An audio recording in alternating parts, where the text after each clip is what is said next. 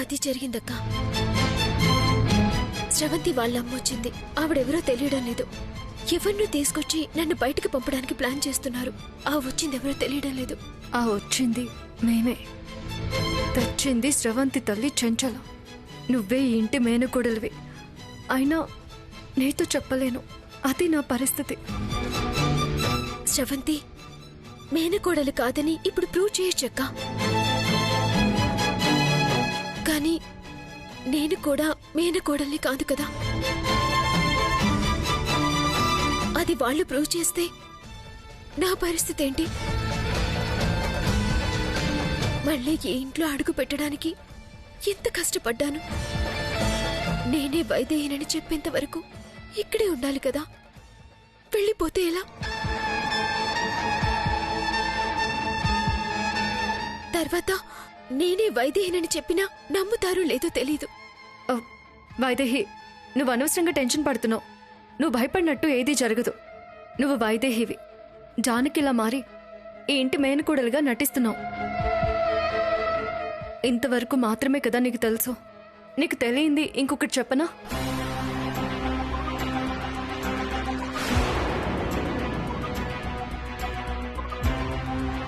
నువ్వు జాగ్రత్త, నేను వెళ్తున్నాను.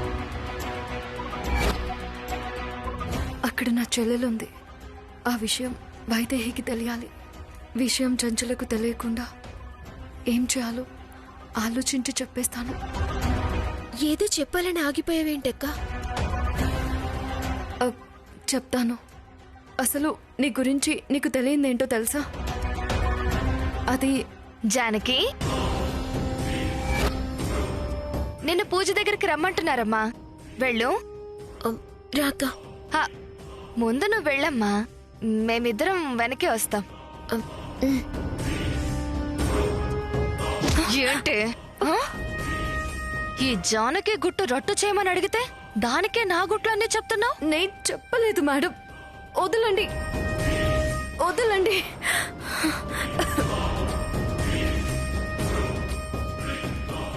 నేను రావడం ఒక్క నిమిషం ఆలస్యమైనా చెప్పేసుండేదానివి. అయినా నీకింత ధైర్యం ఏంటే? నీ చెల్లెలు నా దగ్గరుందని తెలిసి కూడా నా మనిషి నుంచే తప్పించుకుని నా గురించి చెప్పడానికి ఇంత దూరం వస్తావా? నేను తప్పించుకోలేదు మేడం. ఆయన ఎవరో వచ్చి నన్ను కాపాడారు. అదంతా నాకు అనవసరం. నిన్ను ఇలాగే వదిలితే డేంజర్ గాని ఇప్పుడే కిందకి వెళ్ళి జానకి అసలు మేనకోడలు కాదు, నువ్వు ముసలి వేషం వేసుకుని ఆడిన నాటకం అని చెప్పు. ఇప్పుడు కుదరదు. ఎందుకు కుదరదు? పాపం మేడం, పెద్దవాళ్ళు షష్ఠి పూర్తి చేసుకుంటున్నారు. ఇప్పుడు గొడవలు పెట్టడం పద్ధతి కాదు. పద్ధతి పాడు నీకు అనవసరం. చెప్పింది చెయ్యి. ఇప్పుడు కుదరదు, తర్వాత చెప్తాను. హే, చెప్పమంటే నీ కదా. హే, చెప్తావా లేకపోతే ఇప్పుడే ఫోన్ చేసి నీ చెల్లెల్ని చంపేయమంటావా? చంపుతావా?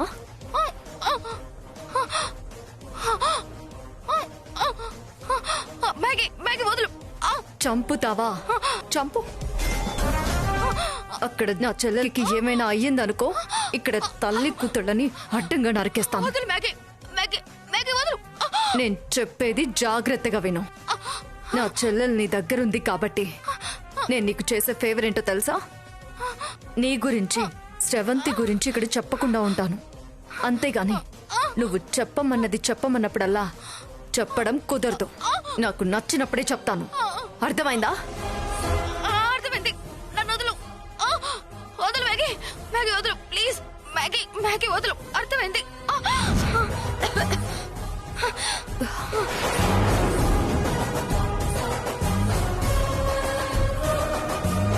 ఏంటండి మీరు? ఆవిడేమో ఇంతలా ఉంది, మీరేమో ఆవిడ అలా గాల్లోకి ఎత్తేశారు. అంటే నన్ను ఎవరైనా గుండు అంటే నాకు కోపం వస్తుంది. సరే రండి, పూజకెళ్దాం. ఏ గుండు,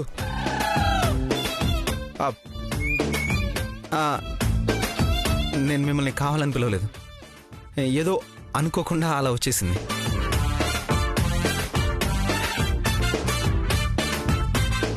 ఎప్పుడూ నిన్ను గుండు అని ఇలాగే పిలిచిన ఫీలింగ్. సారీ, మళ్ళీ గుండు అన్నాను. కోపం తెచ్చుకుని ఆవిడనెత్తినట్టు నన్ను ఎత్తొద్దు.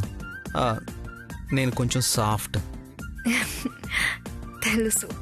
హౌ? ఎలా? ఏంటో తెలిసినట్టే ఉంది.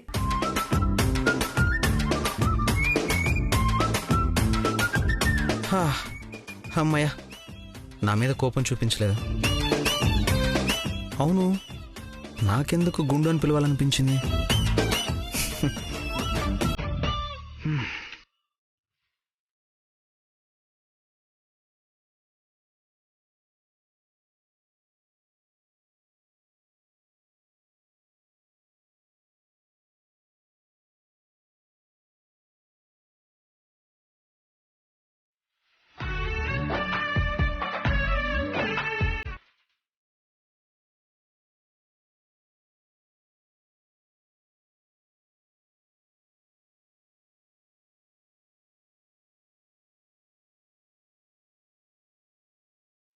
బ్రో రా.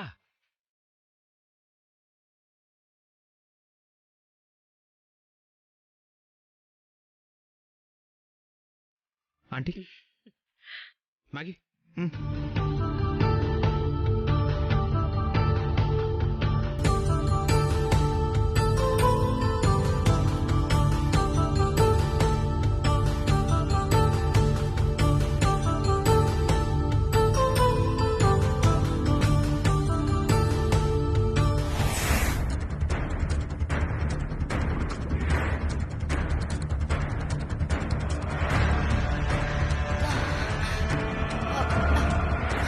ఏంటి మమ్ రమ్మన్నావు?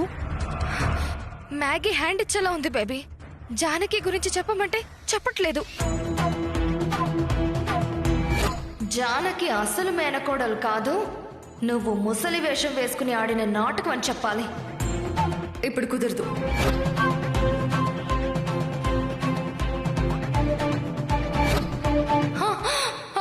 చంపుతావా? Maggi Maggi Maggi Maggi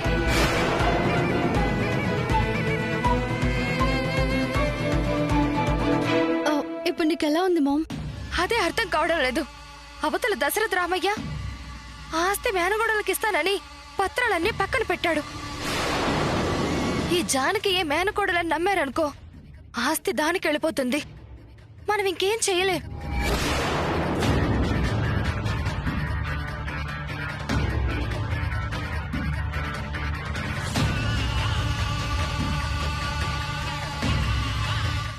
ma'am, ఏదో ఒకటి చెయ్యి. నేను ఇంత కష్టపడి నువ్వు కూడా వచ్చి ఉత్త చేతులతో వెళ్ళడం అంటే అంతకన్నా దారుణం మరొకటి ఉండదు. ఏదో ఒకటి చెయ్యి మామ్. అవసరమైతే ఆ జానకిని చంపైనా సరే నేనే మేనకోడలు అనిపించుకోవాలి.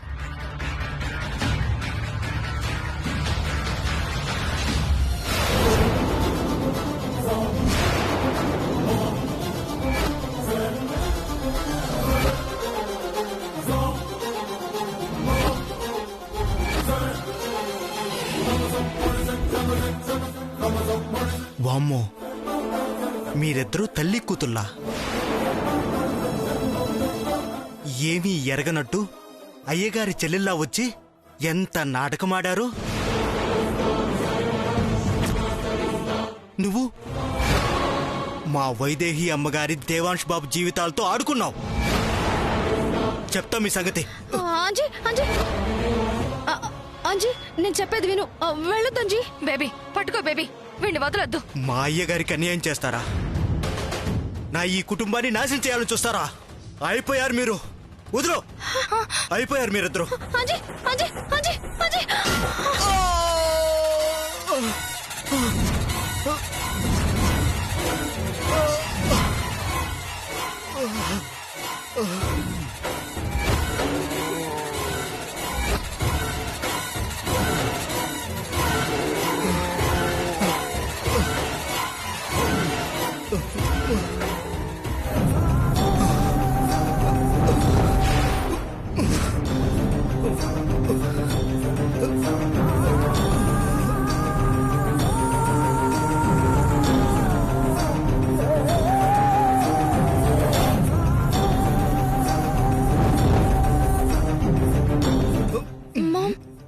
ఇప్పుడు ఏం చేద్దాం?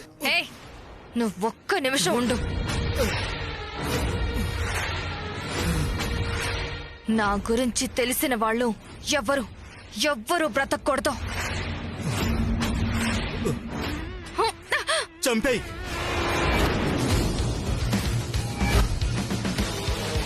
నువ్వు వెళ్ళి తొందరగా తలపై.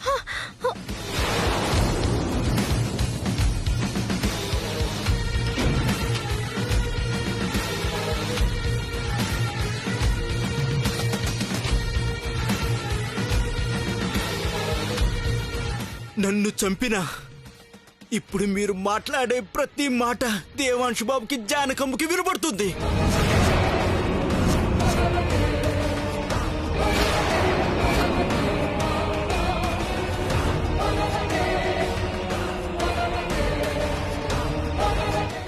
ఏంటి షాక్ అయ్యారా? మీ మాటలు ఎలా వింటున్నారని అనుకుంటున్నావా? మొన్న కళ్ళు తిరిగి పడిపోతే హాస్పిటల్కి వెళ్ళావే, అక్కడేం జరిగిందనుకుంటున్నావు?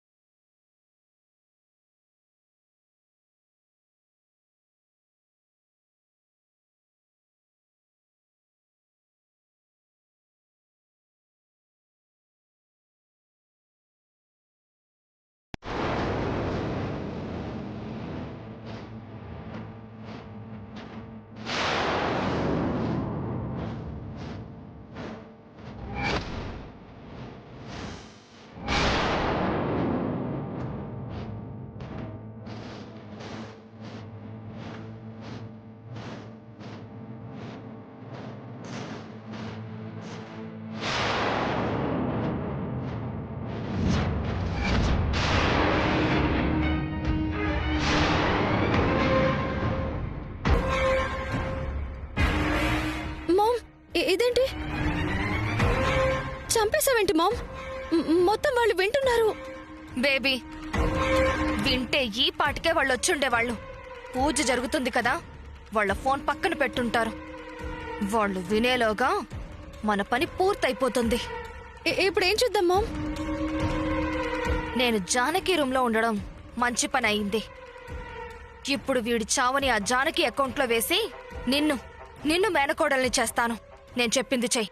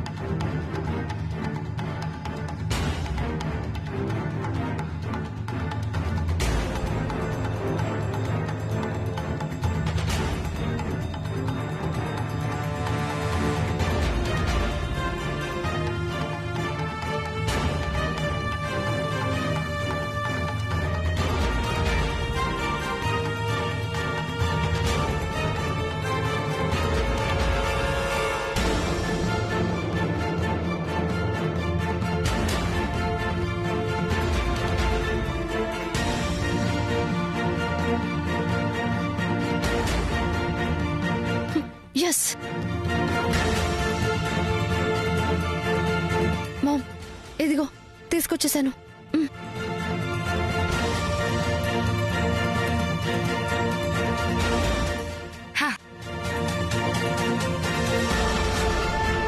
ఇప్పుడు మనం మాట్లాడిన దానికి ఆధారం వాళ్ళ దగ్గర లేదు.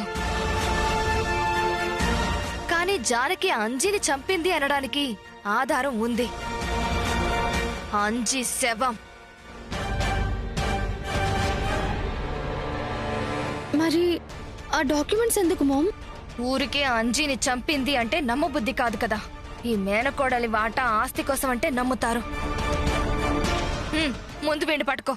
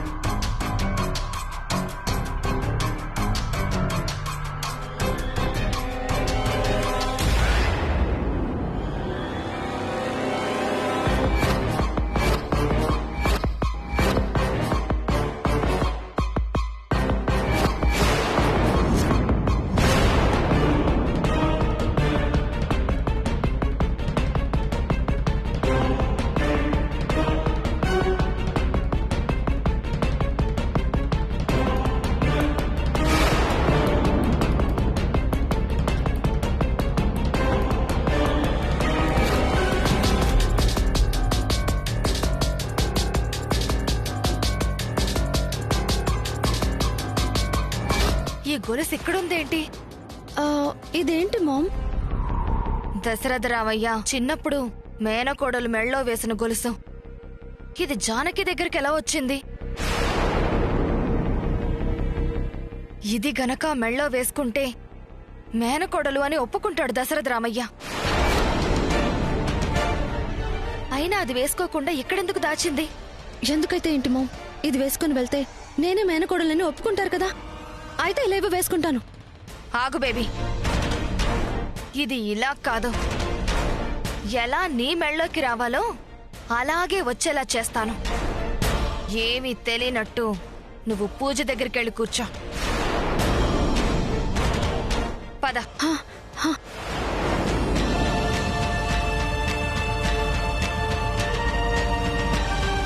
అత్తయ్య తినిపించండి, తినిపించండి అత్తయ్య. కమాన్.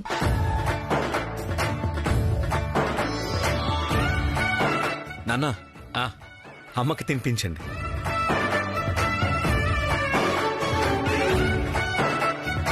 తినిపించండి.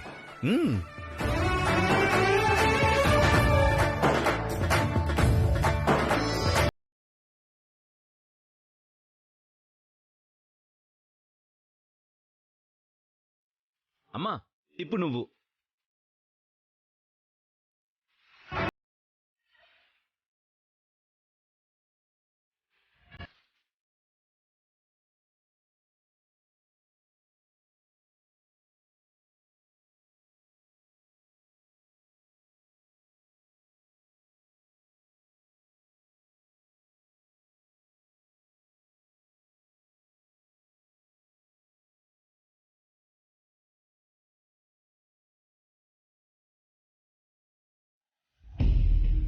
మొత్తం తెలిసిపోయింది.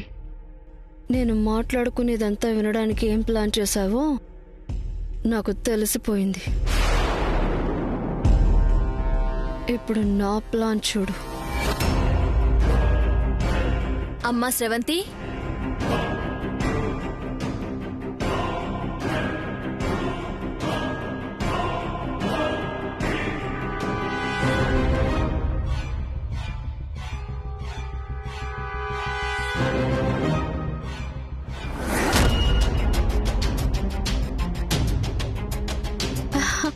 అరే మీరా, రండి. అమ్మా, మీరెందుకు వచ్చారు? పిలిస్తే నేనే వచ్చుండదాన్ని కదా. ఒక విలువైన వస్తువు ఆశ్రమంలో మర్చిపోయావమ్మా, నీకిద్దామని వచ్చాను. మా అమ్మ నాకు ఇచ్చిన హారం.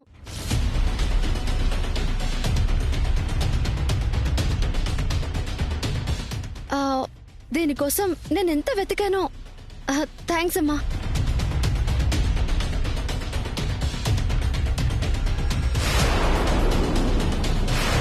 సరే ఇక నేను వెళ్తానమ్మా. జాగ్రత్త అమ్మా.